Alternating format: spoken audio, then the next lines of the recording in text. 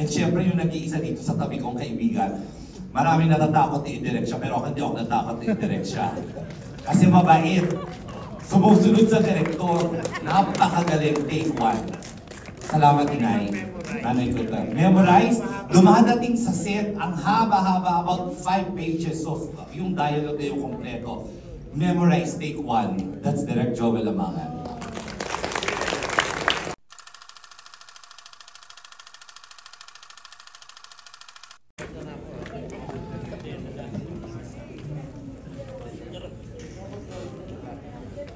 Direct Joel Amangan, ayun pumakit. Siya ang bubuhay. Alan at Katrina. Galing mo rin na.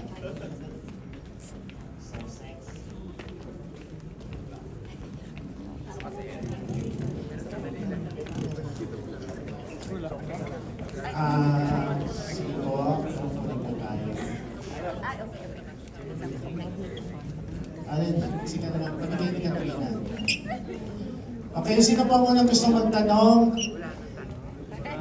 Mga 3 tanong, 4. Alvin Ignacio, may tanong kaya ata. Nandiyan si Alvin.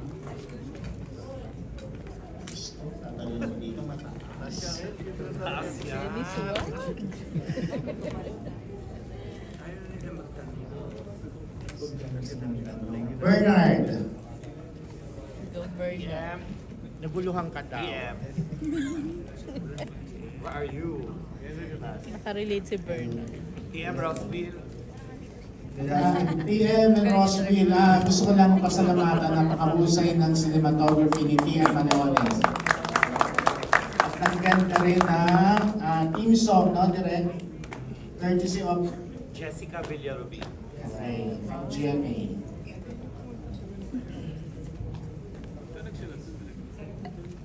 Nasaan si Ralston? Ralston. Oh, What? Bakit ako? Coach? I-acknowledge natin ang comebacking Mia Nolasco as per Sir Joey Sargent. Mia Nolasco po ay artista ko ng aking kabataan din. Nagtatagala ko siya for reputasyon ni Elmo. Welcome back, Mia, and thank you for coming. Bernard. Hello po. My first question is for Katrina and kay Allen. I'm here sa set. For Allen and Katrina, what's your reaction na finally nagpalabas dito sa Pilipinas ang Avenida? Happy po. Actually, first time ko lang po nakita ngayon. Sila ata napanood na nila ako. So, yun, maganda na na-excite ako kasi si Direk super ang ganda ng pelikula. Kasi, sabi niya, magiging proud ka, sabi niya, mag-invite ka. So, happy po ako. Ayan, happy ako na naging part ako nito. Thank you po, Madam Baby. Ayan, thank you, Direk. Ayan, at napasama po ako dito sa project, sa iyong project. Thank you. At syempre kay Allen, maraming salamat. Tinutulungan niya ako eh. Siya talaga yung tumulong sa akin sa lahat eh. Magaling ka talaga.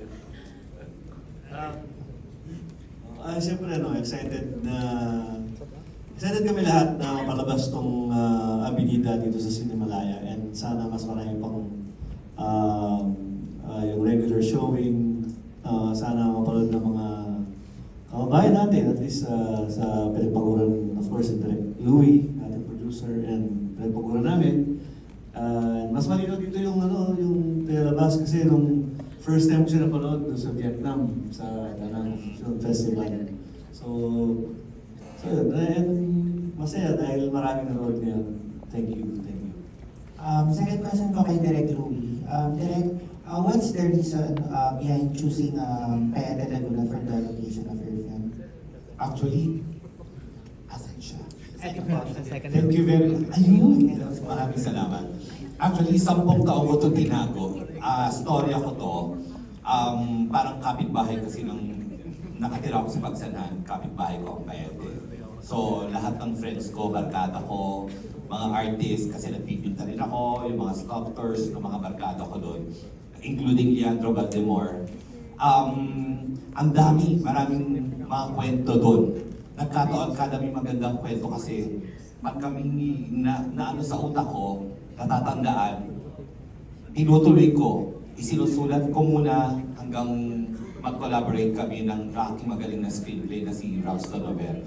10 taon, hanggang dumating ang pandemic, naghanap ng tamang artista na kakayanin yung role nitong Avenida. Kasi hindi biro yung pagkuha ng artista. Maraming magagaling, pero ang hirap dumating sa akin yung character na parang hindi siya.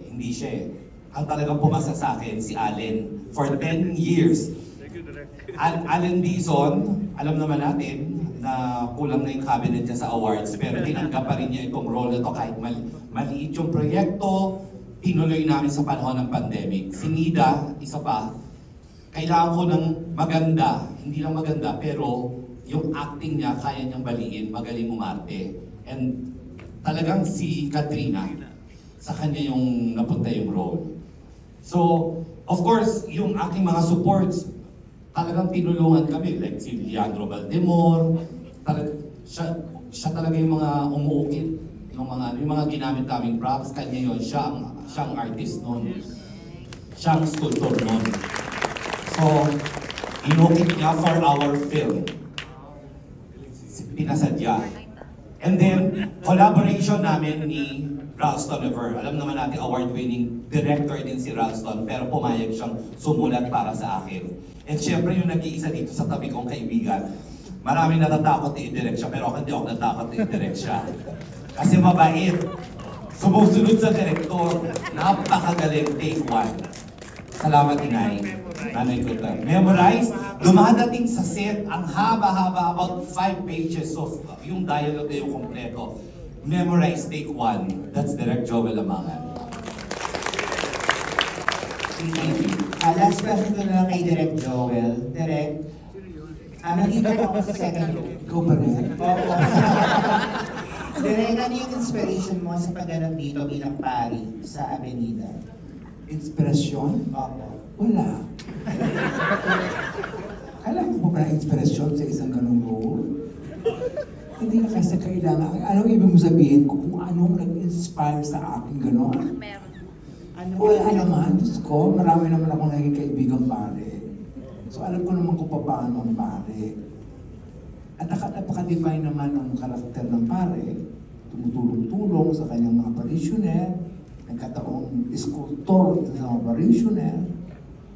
Yun lang. Pero wala yung highly inspirational eklay. Wala yun. Thank you.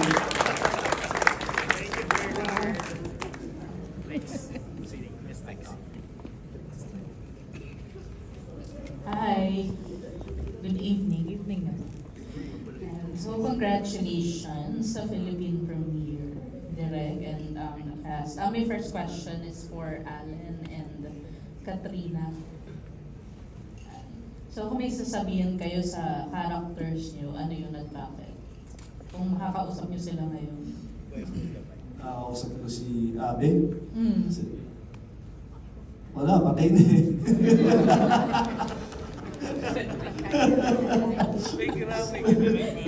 Ikiramay na lang ako. Siguro kung makakausap ko siya kung buhay pa si Abe. Pero buhay pa siya direct, no? Kasi nung nag-shoot kami, si Abe ay totoong Abe siya, na artist. Na kung ano yung character ni Abe, na-meet ko siya, kinalala ko siya kasi pinagkala sa akin ni Direk and si pare na Jeff, si Leandro, nakilala ko siya personally. So, nakita ko kung paano siya makipag-usap. So, yun yung isang pinag-aralan ko. Nag-observe ako sa kanya paano siya makipag-usap. Hindi siya tumitingin sa tao o sa mata. And siguro kung makakausap ko yung totoong Abe sa aral niya, sabihin ko sa kanya na huwag din hanapin si Nida. Kasi hindi na siya mababaliw pag tinihanap si Nida eh. Di ba? Dahil si Nida nandito lang sa, Manila Bay, Ayala Malls. Siyempre, di ba? Of course, isang sa akin dahil napakahirap ng role bilang Abe. So, ito yung pelikulang para sa akin itong pelikula. Kung nakausap ko siya ngayon, dahil kung makakausap ko siya ulit, kung magkita kami ulit, magpapasalamat ako na dahil tigil sa akin yung role ng Abe. And of course, Leandro, siya nagturo sa akin kung paano mag-ukit. Siya mismo. So before the shooting, nagpunta ako doon, nag-advance ako doon, tinuruan niya ako paano mag-ukit. And thank you, Leandro. Ano masasabi ko kay Nida? Hindi ko alam ano nangyari kay Nida eh. Sumama siya sa iba, di ba? Tapos hindi na siya nagpakita. Ano ba pangalan niya? Cecil. Si Cecil, ano masasabi ko sa kanya? Wala naman, parang i-friend ko lang siya, ganun. Wala naman ako masasabi sa kanya po. My second question is for Direk Louie and Miss Baby. So, ano po yung pakiramdam or may nag-iba ba sa process nyo sa pagko-collaborate bilang producer and director dito sa pelikulang ito, given that you have collaborated many times in the past? This time, ito kasing pelikula na to, passion project. Parang kumbaga sa mga direktor, yung ganitong klaseng pelikula, parang kaluluwa namin to eh. So, ginagawa namin to mababa, mataas ang talent fee, basta gagawin ko to kung gusto ko. Nagkataon, si Miss Baby ko ng BJ Films, kahit anong sabihin ko sa kanya, naniniwala siya sa akin. Lahat ng projects ko, area, school service, marami. Sabi ko naman sa kanya, Miss Baby, gagandahan ko to para at least kung gusto mo pa gumawa ng maraming pelikula, gawin natin mga award-winning films ito para sama-sama tayo. Sama-sama tayo, magkasama tayo Miss Baby sa lahat. Biyahe lang tayo ng biyahe pagka magkaka-award, di ba? Pag kaka-festival. So, ganun yung samahan namin eh. Hindi siya nakikialam. Dadalaw sa set, hindi niya ako pakikialaman. Kaya yung creativity namin, at saka yung konsepto namin, nalalabas namin ng kung ano yung gusto ko. Yun. Thank you Miss Baby ko for that, for the trust. Kayo po. Kayo po. Napakaganda niyo po on screen. Hello?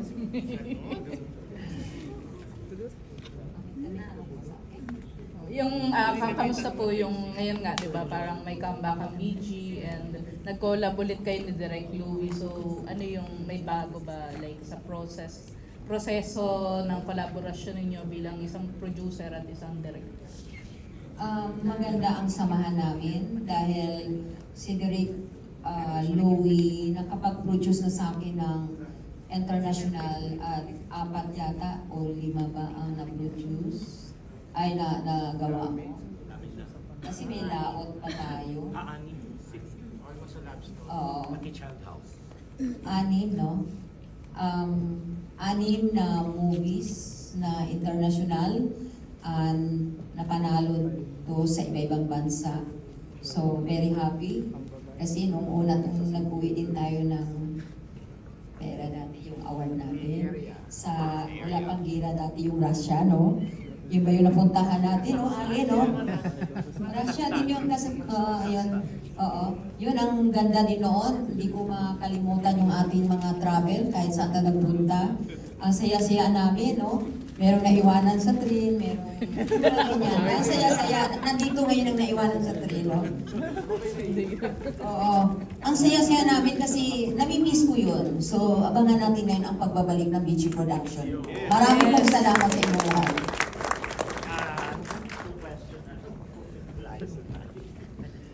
Kasi may kasunod po na closing film dito.